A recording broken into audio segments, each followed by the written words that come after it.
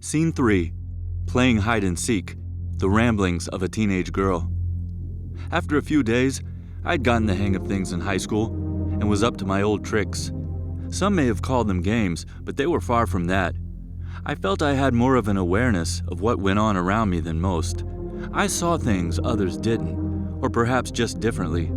Most people didn't pay attention to things around them, but I was a people watcher. The things that others missed, I spotted easily. I didn't feel normal, like I guessed everyone else was. I lacked skill in the simplest things, the obvious things. I felt like a foreigner, an alien from another world, unable to figure out my place in an environment I should naturally know. In the scheme of this reality, I was unable to adapt to it. I could wear my clothes on backwards and wouldn't see it as incorrect, or I could mismatch and see nothing wrong with it.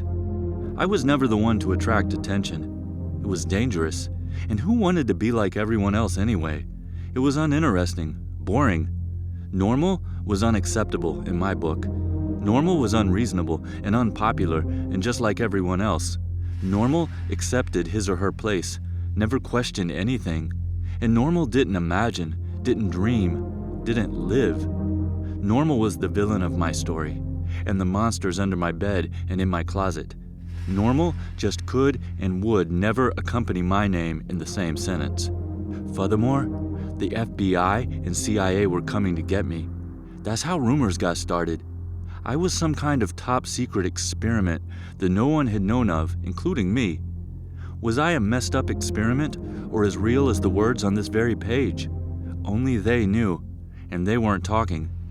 There was no doubt in my mind men in black would come walking in through my classroom. I could totally see this. It always started with me sitting in class. I'd imagine two men walking in.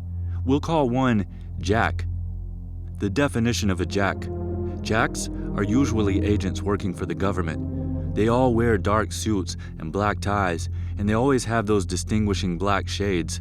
All government issued, of course. This was just my limited observation, of course. I don't usually see them until they're standing in front of my desk, and I have nowhere to go. It happens every time, regardless of the different scenarios. Just like this, it's no different than the Jack encounters. I see it in my mind. Those same characters from the movie bursting into the classroom. Even NASA is in on it. I'm drawn to the vision materializing in my mind. Did I mention Star Wars was a big thing with me? The girl. Get the girl, they say. The rushing, echoing, and consuming the classroom. My classmates watched in horror, and my teacher shivered in a corner like a cowardly little weasel. He was too afraid to help me. Surrounding the entrance, weapons are drawn. Oh, they mean business. We're surrounded and trapped. At last, we have you. However, just as I'm being ushered from the classroom by masked troopers, with commanding officers on either side of me, I catch sight of the heroes by the end of the school hallway. Before I know it, I'm caught in the middle of a battle. Laser beams blast past me. This is reality for me. This is where my mind goes for most of the class period, while the teacher is talking about things that won't allow my eyes to stay open. Flashes of movie adventures pile into one epic movie, in which I'm the star. At this point, I spring up, and I'm about to make a run for it, when suddenly I feel a hand grab hold of my shoulder. A voice calls from out of the smoke, interrupting the chaos and lasers. It's growing louder and louder until I glance back and notice not a fictional character towering over me, but... Young lady, are you sleeping in my class? Some way, they can always tell if you're in a daydream. Your eyes fall into a haze and you look out of your mind, just drifting away. It's that obvious. And just like that, the scene ended and I was back in this reality. What is the answer on line 13? The teacher asked. There were murmurs and whispers around the classroom, and I'm as red as a tomato. Students, please hush, the teacher ordered. I hated it. Teachers always made me do things I hated. It's like they wanted to embarrass me out of spite. As if my life wasn't embarrassing enough, being socially awkward as I was. After that embarrassing ordeal, I realized that teachers were in on it too. They were in on my humiliation, and that's why I had to avoid them. Everyone was a suspect. Everyone was plotting my downfall, and I had to be careful whom I trusted. I didn't want to be discovered for who or what I was. I wasn't even sure of that answer. I often wondered about that. Class cleared, and I catch those same fictional characters' moments too late to warn me about my new realization. Somehow or another, I would give the teachers the slip. I'd find my way, dodge them whenever necessary. School faculty members were part of it as well. It was one big, huge conspiracy. I was on a mission. Determined, I raced up the stairs in the other direction to avoid an assistant principal walking down the same hall. When I made it up to the second floor, there was another assistant principal coming in my direction. I knew they were high on their authority level and not like teachers because they carried radios. It was obvious to anyone they were the enemy.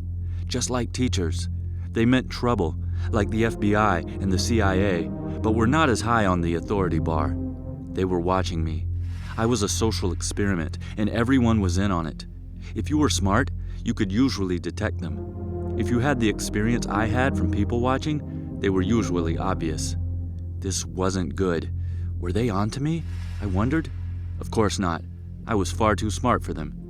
I went around him as he strolled down the hallway nonchalant. He was pretending, as they mostly do, he was just a normal guy. I shriveled back into the stairwell. Students were walking out and down the halls, heading to classes and ignoring me. Of all the things I could be doing at school, I was avoiding being seen by operatives of the CIA or captured by the FBI. That's what these people were. Hiding from them was hard work. Must take the long way. I spotted the stairs to the third floor behind me. It was 20 seconds before the tardy bell, the calculator watch on my wrist indicated.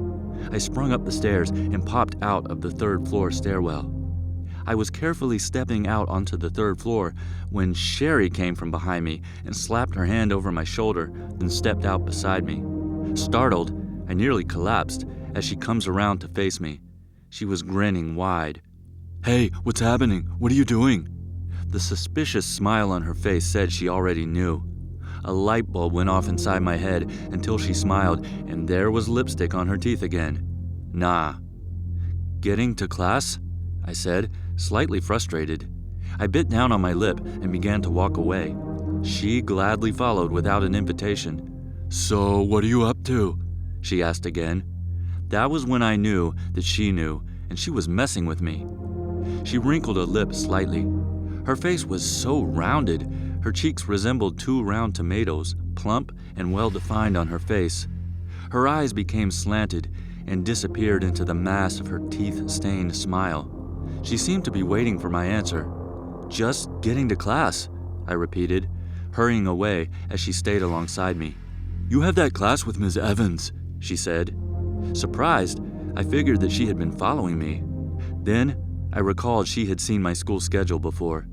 "That teacher's a big dummy," she said. It seemed to be a popular phrase with her. However, I was beginning to believe her, having been hiding from teachers all day. "Hey, walk with me," she demanded. "But the bell is about to ring," I argued. "Come on, I want to show you something." She grinned. "What? I don't want to be late again." I was suspicious of everyone, especially her.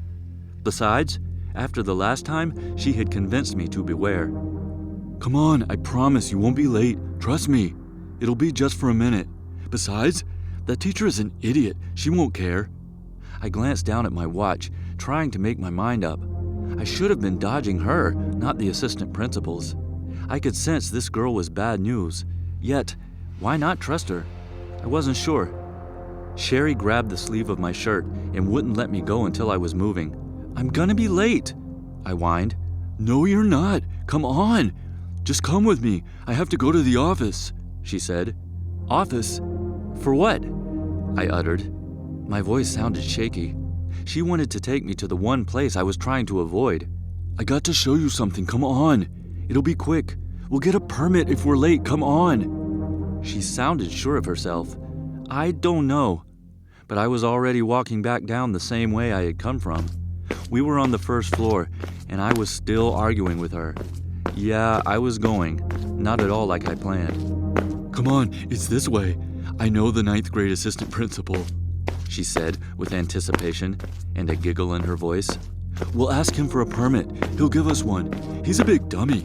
He'll do anything. I want you to meet him. He's a riot." She laughed. "What? But why? What for?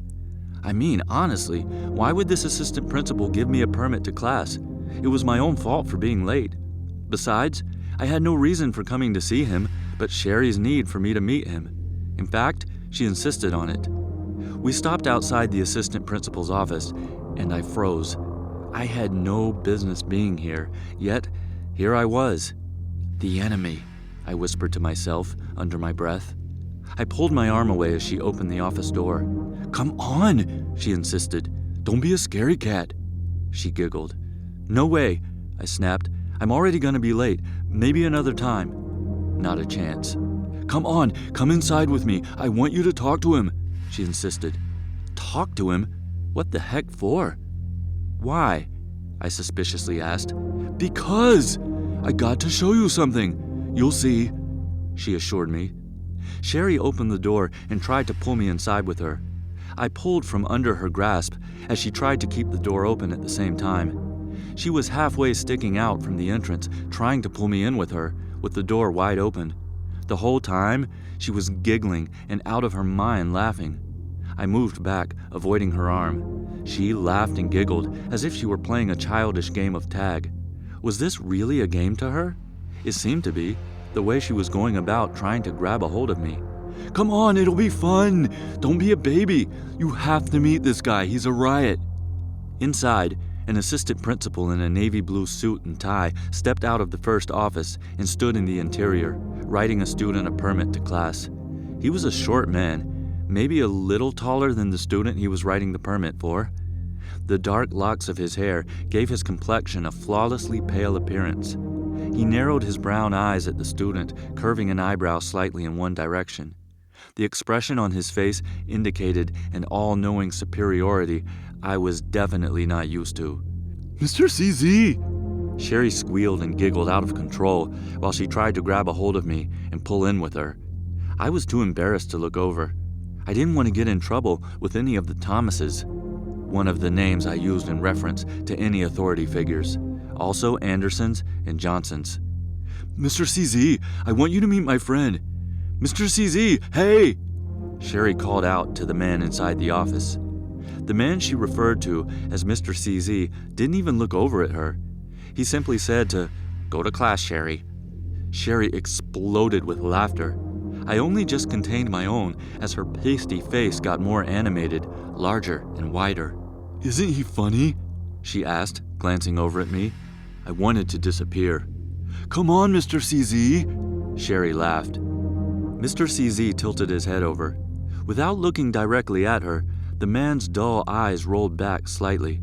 Strangely enough, it was his reaction that set her off. Something about his response amused her, but did quite the opposite to him. It frustrated him. What a strange pair they were. "Go," he sternly said. However, it only squeezed a laughter and giggle out of Sherry. You'd think he was doing the squeezing.